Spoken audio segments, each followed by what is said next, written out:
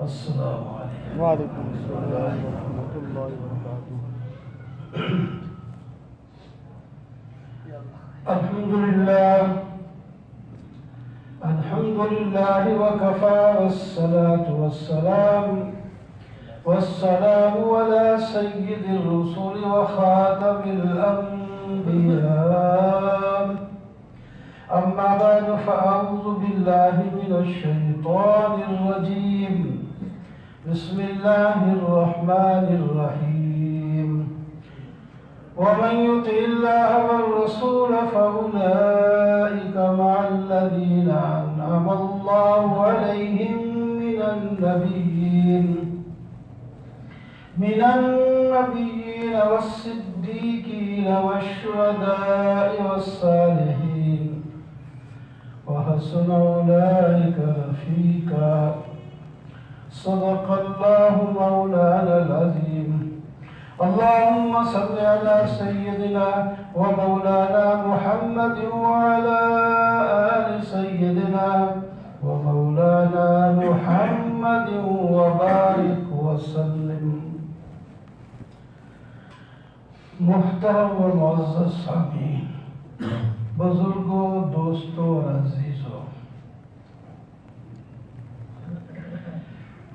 کئی جمعوں سے محبت رسول صلی اللہ علیہ وسلم کا بیان قرآن و حدیث سے سنایا جا رہا ہے، اس کے فوائد بتائے جا رہے ہیں کہ نبی کی محبت سے کیا کیا ملتا ہے.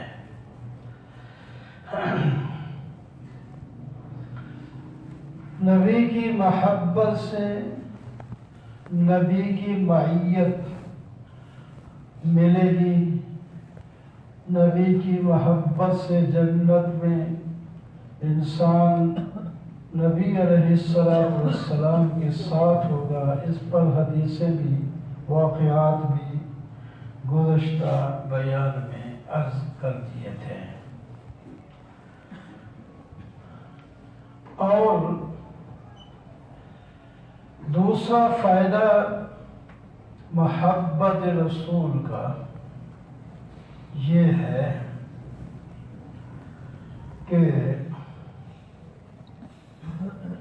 اتباع سنت کی توفیق ہو جاتی ہے،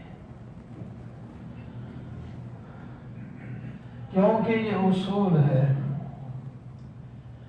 ہر آدمی جس سے محبت کرتا ہے وہ اس کا دیدار بھی کرنا چاہتا ہے، اس سے ملنا بھی چاہتا ہے، اس سے بولنا بھی چاہتا ہے، اس سے دیکھنا بھی چاہتا ہے. محبوب جو ہوا، محبوب کی ہر ادا پیاری رہتی ہے. عربی کا مقولہ ہے الحبیب یحب لقاء حبیبہ. ہر محبت کرنے والا اپنے محبوب کی ملاقات کو پسند کرتا ہے. اس کے دل میں طلب رہتی ہے، شوق ہوتا ہے کہ میں اپنے محبوب کو ایک نظر دیکھوں. نبی کریم صلی اللہ علیہ وسلم کی محبت کی وجہ سے جب دیدار کا شوق پیدا ہوگا تو ہر کام کے لیے، ہر مقصد کے لیے ایک راہ ہوتی ہے، ایک واسطہ ہوتا ہے، ایک وسیلہ ہوتا ہے. اس وسیلے کے ساتھ آدمی اپنے مقصد کو پہنچتا ہے. تو نبی کریم صلی اللہ علیہ وسلم کا دیدار اتباع سنت سے ممکن ہے. ہم آپ صلی اللہ علیہ وسلم کی سنت پر جب چلیں گے محبت اور بڑھے گی. اللہ میاں بھی راضی ہوں گے، اللہ کے رسول پر بھی حدیث پاک میں آتا ہے اعمال پیش کیے جاتے ہیں، اچھے اعمال اگر امت کی طرف سے پہنچیں تو آپ صلی اللہ علیہ وسلم کو خوشی حاصل ہوتی ہے کہ میری امت صحیح چل رہی ہے، اور اگر آپ کی امت کے اعمال برے پیش کیے جائیں کہ وہ یہ کر رہی ہے تو آپ صلی اللہ علیہ وسلم کو تکلیف ہوتی ہے۔ تو ہم سنت پر جب عمل کریں گے تو ایک دن جس کی سنت پر عمل کرتے ہیں اس کی ملاقات بھی کر لیں،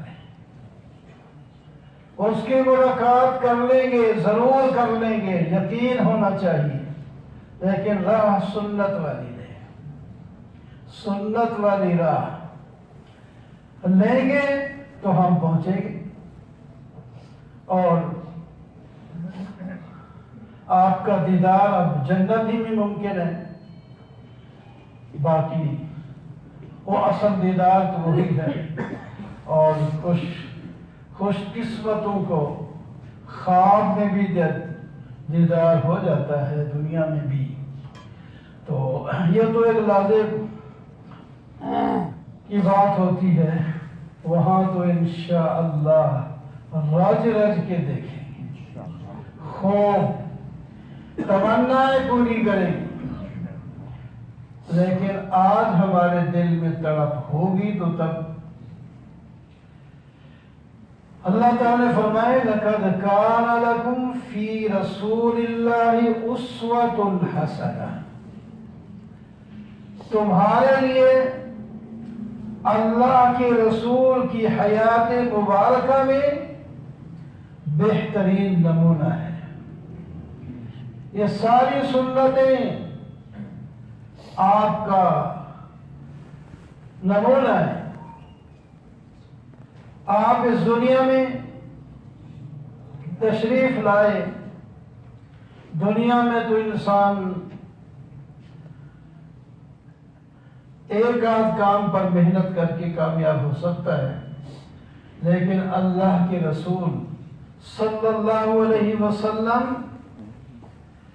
تمام پہلوؤں پر کام کر کے کامیابی کی سند لے کر تشریف لے گئے۔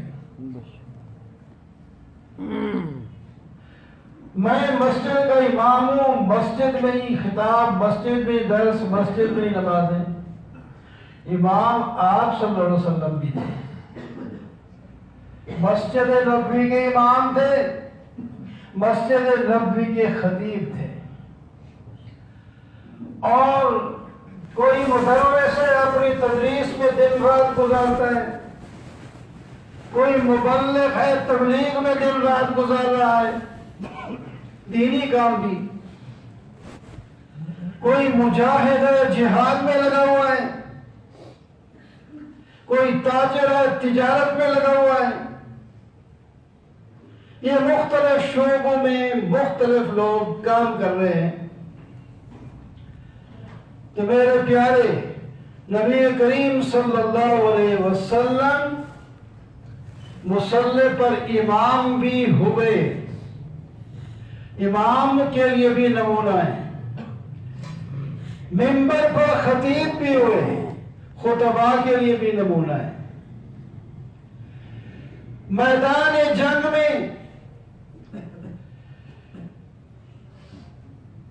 سربراہ فوج کے تھے، 27 جنگیں آپ نے بنفس نفیس لڑی ہیں، 27، ایک روایت میں 25 گنتے ہیں، ایک 27، 25 میں کوئی زیادہ فرق نہیں ہے، جس میں خود تشریف لے گئے، جو بڑے بڑے مارکے ہوئے ہیں ان میں آپ خود تشریف لے گئے اور خود لڑے، اور آپ کی زندگی میں 70 سے زیادہ صحابہ کرام نے جنگیں کی، اس کے بعد کی جنگیں الگ ہیں۔ تو جنگ میں جا کر فوج امت کی رہنمائی کرتے ہیں، لڑتے ہیں، ادھر ان مجاہدین کے لیے بھی نمونہ ہے۔ اور آنے والے لوگ جو کلمہ پڑھتے ہیں ان کو کلمہ سکھا کر دین میں داخل کر ان کے تبلیغ والا کام بھی کر رہے ہیں، اور جو پہلے موجود ہیں ان کی تعلیم کا کام بھی کر رہے ہیں، ان کو قرآن سکھا رہے ہیں اور ان کو سارے احکام سکھا رہے ہیں، کوئی لمحہ آپ کا خالی نہیں۔ پھر اللہ تعالیٰ نے آپ کا اونچا درجہ کرنے کے لیے شادیوں کی زیادہ اجازت دے دی۔ 9 بیویاں اکٹھی آپ کے پاس نہیں، 11 کے ساتھ آپ نے نکاح کیا جو آپ کے پاس طویل مدت تک رہی، 2 فوت ہوگی تو 9 اکٹھی آپ کے پاس تھی۔ آج آپ کسی 2 بیویوں والے سے ذرا پوچھیں وہ کیا کہتا ہے۔ ہمارا ایک نمازی تھا، اسے 2 بیویاں تھی، وہ کہتا ہے بات گھر تو بیٹھا وہ کان کو ہاتھ رہا، حالانکہ ان کو الگ الگ بھی رکھا ہوا تھا، ایک نظام بنا میں ایک گنزہ بنا میں، لیکن اس کے باوجود بھی وہ پریشان تھا۔ نبی کریم صلی اللہ علیہ وسلم نے 9 بیویوں کا خرچہ بھی دیا اور ان کی تربیت ایسی کی کہ وہ امت کے لیے فقیہہ بن گئی۔ صحابہ کا عرض کرتے ہیں، فرماتے ہیں کہ نبی کریم صلی اللہ علیہ وسلم کے بعد ہم پریشان تھے کہ اب کیا بنے گا، لیکن جب ہم کوئی مسئلے میں الجھتے، کوئی پریشان ہوتے، کوئی نئی بات آتی تو ہم حضرت عائشہ صدیقہ کے پاس چلے جاتے، بس ہم بات کرتے فوراً ہی اس کا حل بتا دیتے۔ ایسی تربیت کر گئے۔ ہم تو اپنی بیوی کی نماز نہیں کہہ سکتے وہ نماز پڑھی کر تو کہہ رہے اپنے نماز سنبھال تو نہیں پڑھتی تو نہ پڑھے، پرواہ نہیں، ذمہ داری ہے دین سکھانا۔ تو 9 بیویوں کو سنبھالنا، ان کے حقوق پورے کرنے، یہ بھی آپ کی ذمہ تھا۔ میں یعنی عرض کر رہا ہوں کہ کتنے کام تھے آپ کے اور ہر کام میں کامیاب ہوئے، کسی کام میں ناکامی پریشانی نہیں ہوئی۔ تو آج بھی کوئی انسان کامیاب بننا چاہتا ہے تو نبی کریم صلی اللہ علیہ وسلم کی سنت کو اپنائیں، اسی میں کامیابی ہے۔ صاحب آپ تو سارے شعبے سنبھالے ہوئے تھے، لیکن ہم میں ایک شعبہ 2 شعبے سنبھالے ہوئے ہیں، صرف اسی کے مسئلے کم از کم یاد کر کے اس پر عمل کریں تو پھر بھی ہماری کامیابی ہے جس شعبے میں ہم ہیں۔ تو بہرحال سنت پر عمل کرنا نبی کی محبت سے آسان ہو جاتا ہے اور ثواب جو ملتا ہے ماشاءاللہ۔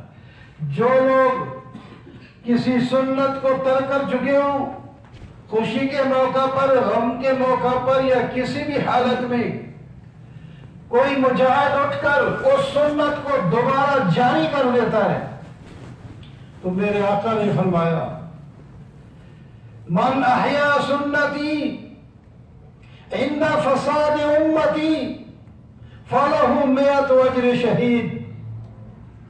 جو آدمی اس وقت میری سنت کو رائج کر دے، جو لوگ چھوڑ چکے تھے اس کو جاری کرنے کے لیے اللہ تعالیٰ 100 شہید کا ثواب دے گی۔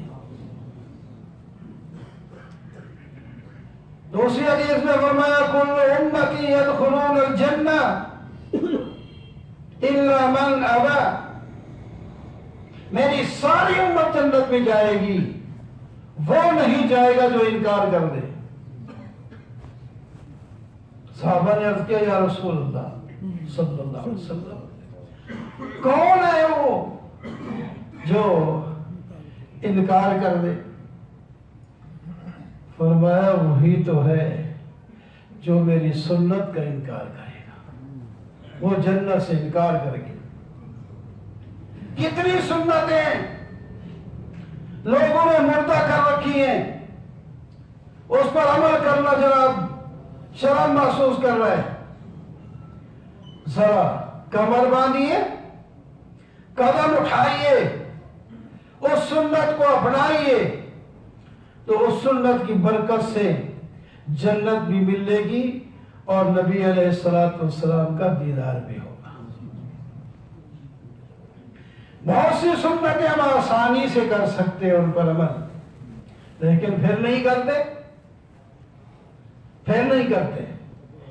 یہ تو مرنے کے بعد پتہ چلے گا نا، یہ اتنا آسان کام پھر بھی ہم نے نہیں کیا۔ مثلا منہ پہ داڑھی رکھ لینا، یہ سنت نبی ہے اور ہے واجب، اصل میں واجب ہے۔ تمام انبیاء کے منہ پر داڑھی مبارک تھی، اور کوئی زمانہ تو ایسا بھی گزرا ہے ہر ایک مرد کے منہ پر داڑھی ہوتی، خواہ مسلمان ہے یا غیر مسلمان ہے۔ انسان کی ایک عظمت کی دلیل ہے داڑھی، لیکن ہم داڑھی رکھنا معیوب سمجھتے ہیں، اس کی رکاوٹیں بھی پتہ نہیں کیا ہوتی ہیں، حالانکہ آسان ہے۔ جو داڑھی مبارک ہے، داڑھی مبارک ہے، سنت سمجھ کے رکھ لیں انشاءاللہ اگلے جمعہ کئی آدمی داڑھی انشاءاللہ رکھے ہوئے ہوں گے، امید رکھ رہا ہوں انشاءاللہ۔ تو کوئی مشکل نہیں، کوئی مشکل نہیں، کوئی مشکل نہیں۔ ایک سنت پر عمل کریں پھر دوسرے کی بھی توفیق ہو جائے گی، دوسری کی پر عمل کریں گے تیسری کی بھی۔ ایک راستہ ہے، قدم ایک آدمی اٹھاتا ہے نا، پھر دوسرا قدم بھی اٹھا لیتا ہے، پھر تیسرا بھی اٹھاتا ہے، پھر چلتے چلتے منزل مقصود تک پہنچ جاتا ہے۔ تو میرے دوستو، نبی کی محبت سے سنت کی اتباع کی توفیق ہو جاتی ہے۔ جو سنت نبوی پر عمل کرے گا اس کو اللہ تعالی جنت دیں گے، اور جنت میں نبی کریم صلی اللہ علیہ وسلم کا دیدار عطا فرمائیں گے۔